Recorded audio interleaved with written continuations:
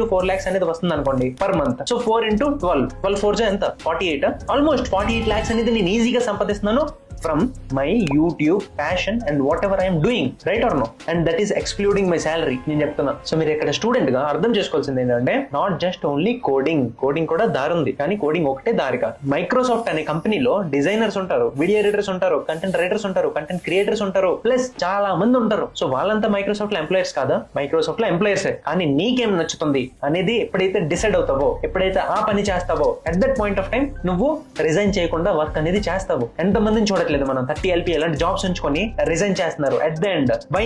Because వాళ్ళందరికీ తెలుస్తుంది అక్కడ చేసే వర్క్ అంటే మనం సెల్ఫ్ గా వర్క్ ఎప్పుడైతే చేసుకుంటామో అక్కడ నుంచి ఎక్కువ మనీ వస్తుంది అనేది వాళ్ళు అర్థం చేసుకుంటున్నారు. అని యాజ్ అన్ ఇండియన్ నేను కూడా సజెస్ట్ చేస్తా, మన పేరెంట్స్ కూడా భయం ఉంటుంది కాబట్టి ఒక సేఫ్టీ ఇన్కమ్ అనేది ఎవ్రీ మంత్ ఉండేటట్టు చూసుకోవాలి.